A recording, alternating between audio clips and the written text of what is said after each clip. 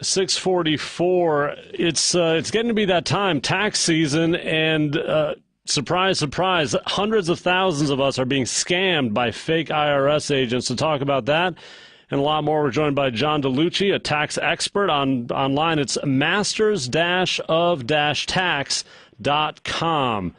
John DiLucci. John, great to have you here. Great to be here, Mike. Yeah, and you talk to a lot of people about these types of scams. How do they usually start? You get the phone call, and what is it that they know about you that kind of make people fall for these scams? Well, they call you by a variety of ways. Sometimes it's email, sometimes it's a phone call. Sometimes they know information about you. Oftentimes they don't. I've had a few calls on this myself, and so clearly they don't know too much about me because with what I do for a living, they really shouldn't be calling me. And John, you prepare taxes, or how do you describe what you do? I do IRS representation work, and so what that means is that if somebody has an issue with the IRS, I help them resolve it. Either they could be getting audited, or it could be a collection matter, and they hire me to handle the IRS issue for them. So I talk to the IRS every single day. Okay, so if the IRS is contacting you, how do you know it's real or fake? Well, one of the first things that you know is that if you're being contacted by the IRS, they've usually sent you a few dead trees worth of snail mail. They send out a lot of letters, and that's really the principal way they communicate. It's the only way they consider to be secure. They don't consider faxes to be secure. Email's not secure.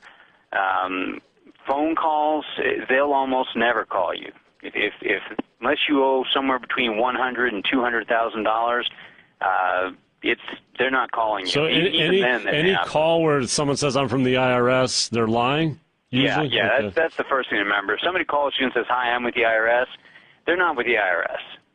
Okay, that's good to know. And so in terms of dealing with them, so basically if it's a call from the IRS, it's fake. And when it comes to confronting or dealing with the IRS, what's what kinds of issues do people call you on typically?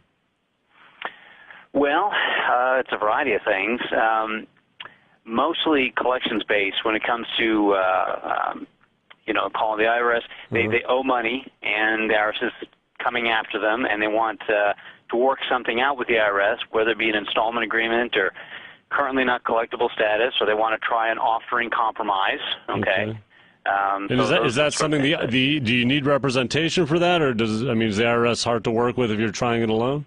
Yeah, they are. They are. I mean, if you know the rules of the road, your chances of getting a better result are much, much higher. Okay, and so once you get involved, how quickly can you resolve a problem and set up let's say, a payment plan? Gosh, it's all over the map. It depends on how much they owe. It depends on their financial situation. It depends on the details of the situation. Is it business? Is it personal?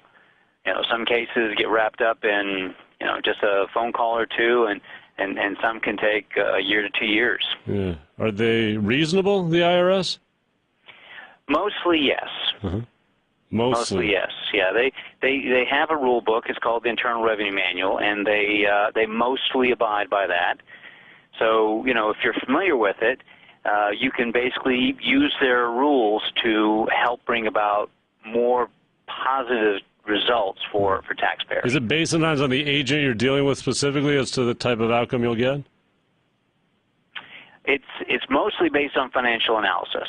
Okay. Oh, so they just go by the numbers. They're pretty cold about it? Mostly, yes. Okay. Well, I guess that's a good thing. It's not Monty Hall, let's make a deal. Right. It's serious business. So when you're filing your taxes, anything that you find really does irk the IRS or gets them to respond negatively? From an audit standpoint? Yeah, basically when you're filing your taxes, what is it that you should absolutely be doing to avoid any problems with them? Well, the two things really. You want to have a very good tax professional, okay?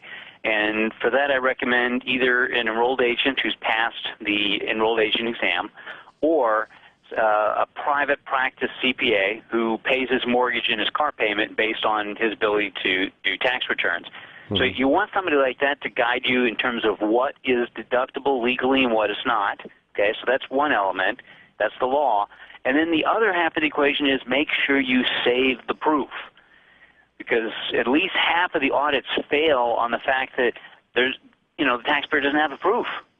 Oh, the actual proof of what they're the deductibles they're putting in there. I see. Yeah. And so then they come back and try to reset things because you can't prove it. If you can't prove it, their view is it didn't happen. What percentage of filings are audited anyway?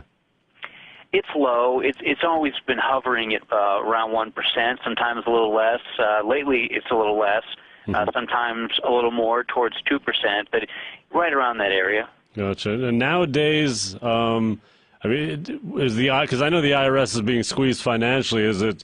Yes. Do you tend to find that they're more distracted to go after people than they were in the past?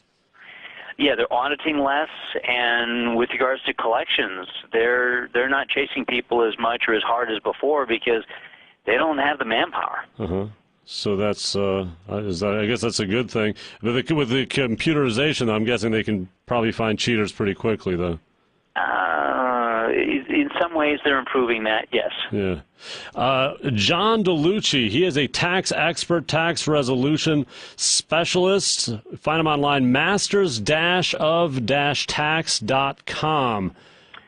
Yes, or just call me at 844-STOP-IRS. 844-STOP-IRS. John DiLucci. John, thank you very much. Thank you, Mike.